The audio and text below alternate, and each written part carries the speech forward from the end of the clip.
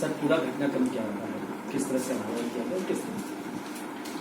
17 मार्च को थाना धनपतगंज पर एक सूचना प्राप्त हुई कि थाना धनपतगंज अंतर्गत बाबूपुरवा मोड़वा से 23 वर्षीय एक लड़की जो कुड़वार ब्लॉक किसी काम से गई थी, वो घर वापस नहीं आई है।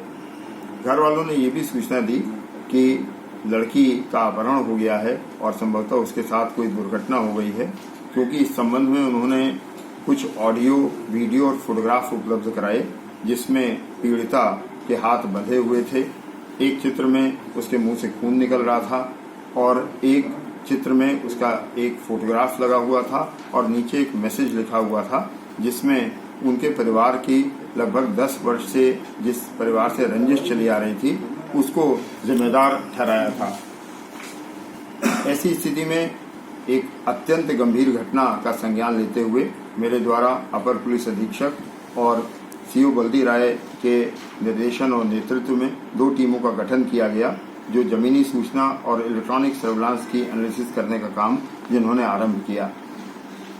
सूचना में जो जमीनी सूचना प्राप्त हुई उससे ज्ञात हुआ कि अपहृता बीए पास है, 2 वर्ष पहले उसने बीए किया।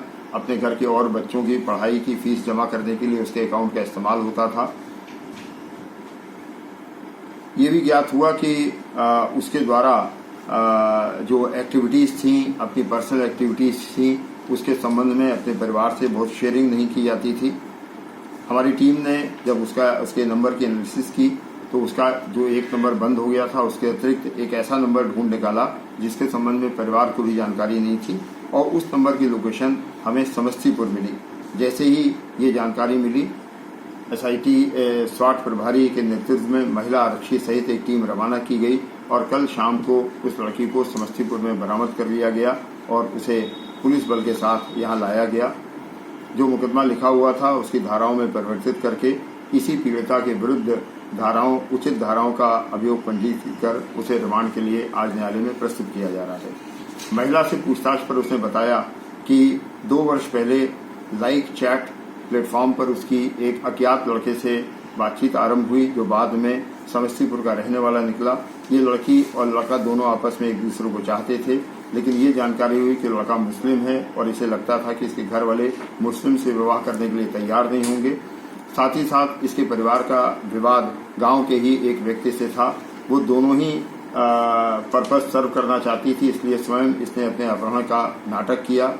वहां समस्तीपुर पहुंचकर इसने स्वयं को रस्से से बांधकर फोटोग्राफ अपने फोन से खींचा, वीडियो बनाए। सिंदूर ले गई थी क्योंकि ये विवाह करना चाहती थी उस लड़के से। उस सिंदूर को पानी में मिलाकर फैलाकर खून का प्रतिरूपण किया।